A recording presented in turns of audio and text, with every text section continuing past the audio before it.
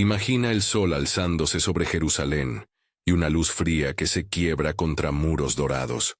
Ese brillo se desborda en relieves de querubines, en columnas de cedro, en placas que reverberan como espejos. Ante esa escena se abre una pregunta que ha perseguido a generaciones. ¿Qué secretos albergaba la vida dentro y alrededor del templo de Salomón? ¿Y cómo encajan en esa historia las 1000 esposas que acompañaron al rey más sabio de Israel?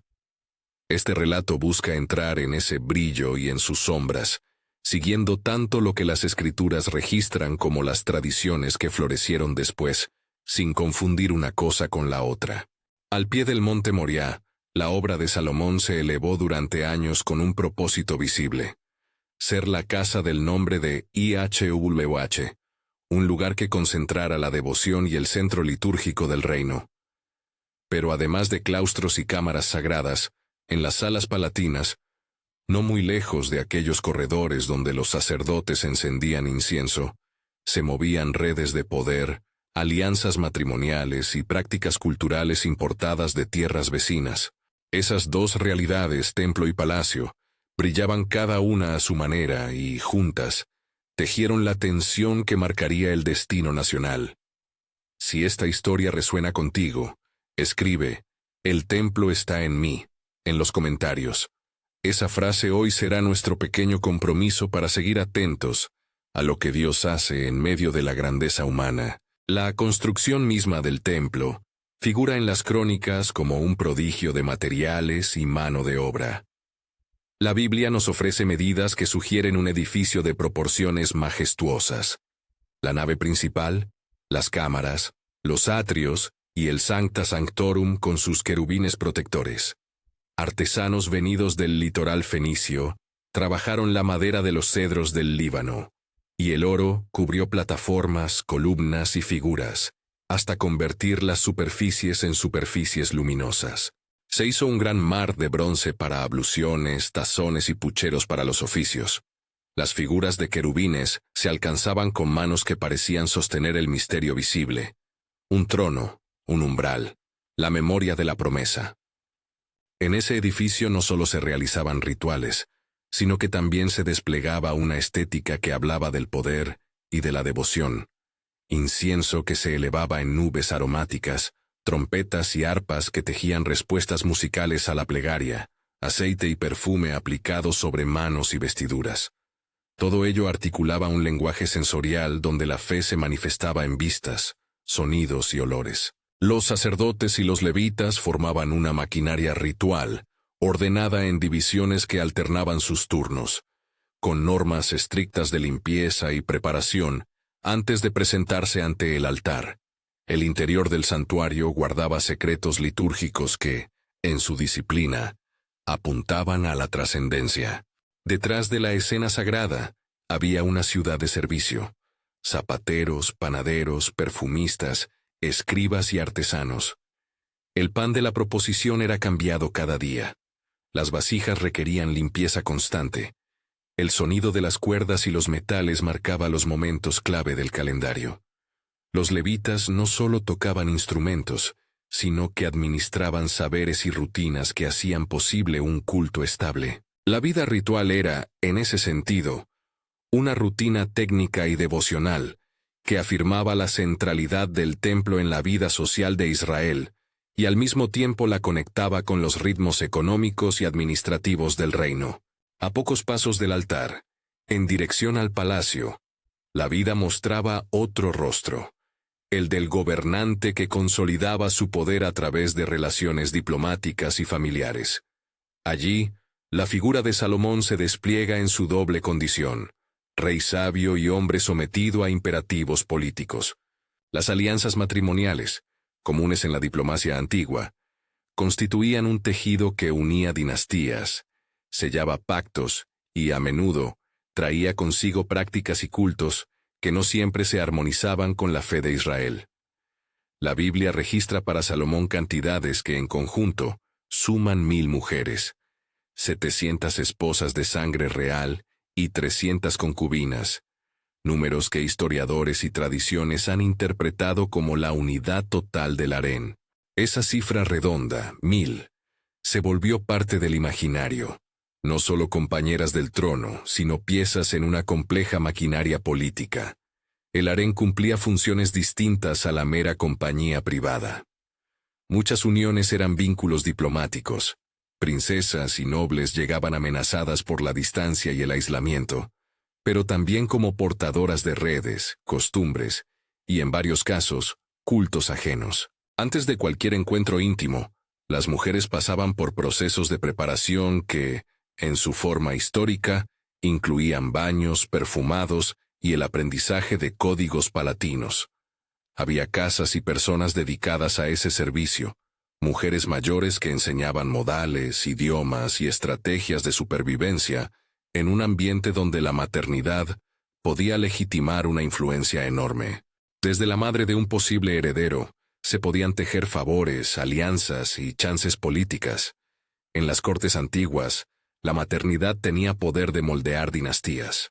Ese poder maternal funcionaba también como moneda política. La ascendencia de un príncipe y su derecho al trono muchas veces dependía de la habilidad de su madre para asegurar apoyos, favores y alianzas. Mensajeras, presentes simbólicos, redes de clientelismo. Todo operaba bajo una gramática de intriga que no se reducía a chismes, sino que formaba parte de la gobernanza del reino. El palacio articulaba oficinas, mayordomías, contabilidades. Mantenía contingentes de sirvientes y administradores que calculaban tributos, abastecían banquetes y dirigían encargos de lujo, como las telas teñidas con púrpura o recipientes importados de Egipto y Fenicia. El precio de esa magnificencia era real y tangible. Los proyectos monumentales, templos, palacios, estables, carros, exigían mano de obra, materiales y tributos que pesaban sobre la población. El comercio se expandía para sostener la demanda: cedro, oro, metales, perfumes. Durante años las finanzas escalaron para responder a los impulsos reales de ostentación y diplomacia. La economía palaciana no era neutral. Convertía la riqueza en mecanismo de control y prestigio, y a largo plazo, en carga para un pueblo cuya fidelidad debía equilibrarse con las exigencias de un Estado poderoso. Como telón de fondo de esa vida palaciega, nació y se difundió una historia que cautivó las imaginaciones: la leyenda del Anillo de Salomón. Textos apócrifos y relatos posteriores describen un sello o anillo que daba autoridad sobre espíritus y les obligaba a servir al rey. Según esas tradiciones, el anillo habría permitido dirigir fuerzas invisibles en la edificación, revelar remedios y resolver enigmas. Es importante detenerse aquí. Tales relatos forman parte de la literatura legendaria y no constituyen enseñanza doctrinal de las Escrituras. Historiadores y teólogos que han estudiado estos textos insisten en su carácter literario, simbólico o sapiencial, más que en una documentación factual. La fascinación por el poder oculto que esos relatos proponen revela, sin embargo, la curiosa mezcla de asombro y tentación humana. La misma sabiduría que se atribuye a Salomón se transforma en deseo de dominio absoluto. Los relatos legendarios sobre el anillo funcionan como metáfora y como advertencia. Si la tradición cuenta que un rey podía someter espíritus, la historia ciertamente nos recuerda que el hombre, aún investido de discernimiento, puede quedar seducido por recursos que parecen ofrecer control y gloria. La tradición apócrifa, en muchos casos, plasmó las esperanzas de un poder benigno: curar, construir, conocer. Pero el mismo imaginario sugiere un riesgo: la creencia de que el conocimiento o un objeto podría garantizar la soberanía total. Desde la perspectiva bíblica canónica, la dependencia última de un rey fiel debía ser de Dios, no de amuletos o encantamientos. Y aquí aparece la tensión más profunda entre recursos humanos y confianza en la alianza. La multiculturalidad del palacio trajo consigo, poco a poco, un paisaje religioso más complejo. Mujeres procedentes de Egipto, Moab y las costas fenicias conservaban prácticas y deidades que, por efecto de convivencia y persuasión, fueron introduciéndose en el tejido espiritual de la corte. Altares y santuarios externos empezaron a convivir con la liturgia del templo. A veces no había intención maliciosa, sino un proceso paulatino de sincretismo, combinaciones de costumbres y fórmulas que terminaban por desdibujar límites que antes eran nítidos. En el ámbito privado del rey, estas prácticas ejercieron una influencia peligrosa, porque la religión en aquel contexto no era solo fe personal, sino estructura política. La adoración definía alianzas, legitimidad y estabilidad. El desenlace de este encuentro entre esplendor y fragilidad aparece en los textos que registran la etapa final del reinado de Salomón. La crónica bíblica acusa al monarca de apartarse, en su corazón, del camino que había mostrado en su juventud. Su curiosidad y sus matrimonios con mujeres extranjeras fueron señalados como causas que lo llevaron a construir lugares altos y a ofrecer cultos para dioses foráneos. Cuando la casa del rey comienza a mezclar lealtades divinas, la cohesión social se resquebraja. No solo se deteriora la vida espiritual, sino que también se crean grietas en la estructura política que luego serán aprovechadas por líderes y movimientos internos. Esta pérdida de centralidad en la fidelidad tiene consecuencias políticas inmediatas. La autoridad real se erosiona, y la mano que antes tejía alianzas ahora ve cómo aumentan las tensiones entre tribus y regiones. En generaciones inmediatas, el resultado será la división del reino. La parte septentrional se separa, las promesas de unidad se quiebran y la gobernanza se fragmenta. El caso de Roboam, heredero de Salomón, ofrece un ejemplo de cómo la secuencia de decisiones y arrepentimientos se traduce en cambios históricos. Lo que comenzó como una política de consolidación termina evidenciando la fragilidad de un sistema que no supo mantener la dimensión espiritual como eje inmutable. Más allá del relato histórico y de las leyendas, la historia del templo y del harén propone preguntas vigentes. ¿Cómo deben integrarse la riqueza y la devoción sin que una absorba a la otra? ¿Qué papel juegan las alianzas políticas en la vida de una comunidad de fe? ¿Y dónde comienza la traición espiritual cuando la práctica de una religión se encuentra con compromisos extranjeros? El episodio de Salomón sirve, en ese sentido, como espejo. La sabiduría no exime de tentaciones.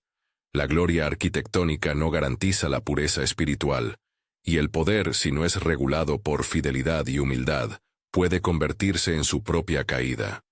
Al hablar de los relatos sobrenaturales, del anillo, de espíritus sometidos, de remedios miraculosos, conviene recordar que buena parte de esos materiales proviene de corrientes literarias que buscaban explicar lo inexplicable o ensalzar la figura de un rey legendario. Los textos apócrifos que desarrollan esa temática son valiosos como patrimonio cultural y como muestra de la imaginación religiosa antigua, pero no deben convertirse en fundamento de doctrina. La tradición cristiana mayoritaria ha tomado distancias con esas historias en cuanto a autoridad doctrinal. Sin embargo, su persistencia en la memoria colectiva nos advierte sobre la seducción del acceso al poder absoluto, ya sea por nombres inscritos en sellos o por otros medios simbólicos. La administración del palacio, además, desplegó desafíos prácticos que parecen mundanos, pero que en realidad afectan profundamente la estabilidad de un reino. Provisiones, impuestos, mantenimiento de la corte, pago de obreros y compra de madera y metales. Todo ello se traduce en decisiones que implican prioridades. Cuando la inversión excesiva en monumentos y lujos entra en tensión con el bienestar de la población, emergen conflictos sociales y descontentos que los sabios consejeros deberían haber previsto. La historia sugiere que el estatus del monarca no es un bien aislado. Su responsabilidad es custodiar tanto la casa del Señor como el bienestar del pueblo. Fracasar en alguno de esos deberes genera repercusiones que no tardan en manifestarse. Dentro de la vida cotidiana del palacio, los símbolos y objetos cobraban un peso decisivo. tejidos importados que señalaban estatus, perfumes que marcaban distinción, cartas y regalos que transmitían mensajes entre cortes. La diplomacia también se expresaba a través de la belleza. Textiles teñidos con púrpura, pendientes y diademas que evidenciaban conexiones con Egipto o con fenicios. Todo esto compone una imagen compleja. Un rey que, por un lado, es patrono de la sabiduría, de la poesía y del episodio judicial que lo hizo famoso, y por otro, un hombre atrapado por las redes del prestigio. Las intrigas palaciegas no eran romances triviales, eran estrategias políticas, madres que aspiraban a colocar a sus hijos en posiciones de poder, consejeros que maniobraban por influencia, emisarios que negociaban puestos y prebendas. La corte era una arena donde la palabra y el regalo a menudo desplazaban a la justicia impersonal. La maternidad, en ese contexto, no solo moldeaba hogares, sino también políticas de Estado. El resultado fue una corte cuya atmósfera, aún llena de música y perfumes, no escapó a las tensiones humanas que siempre acompañan al poder. Si miramos las consecuencias a mediano plazo, la historia nos muestra que los grandes proyectos pueden convertirse en símbolos de contraste. El templo permaneció como centro de culto y belleza, mientras que fuera de sus muros, la nación experimentaba cambios que conducirían a fragilidades políticas. En ese contraste late la paradoja más cruel. La magnificencia externa no siempre refleja la fidelidad interna.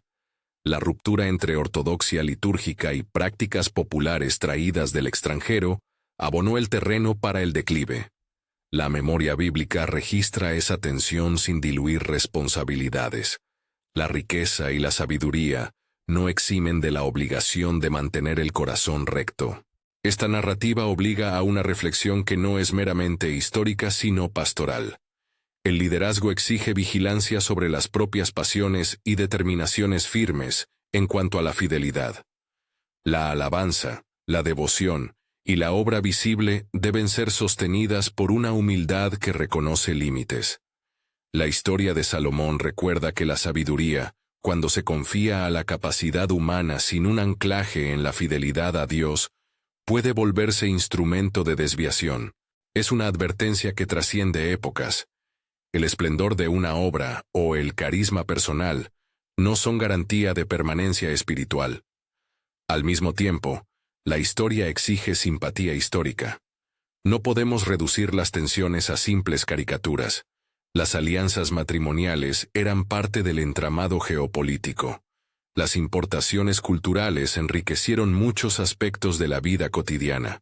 La misma pasión por el conocimiento podía nacer de un deseo legítimo de gobernar con prudencia.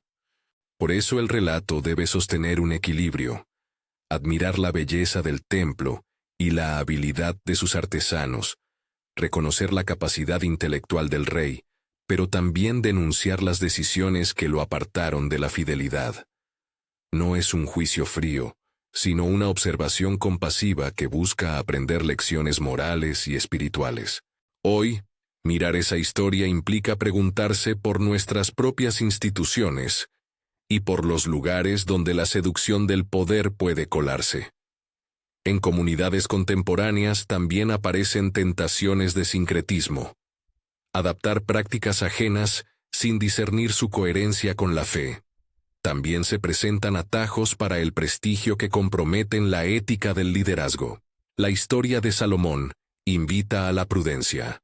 Combina la admiración por lo magnífico con la exigencia de un corazón fiel.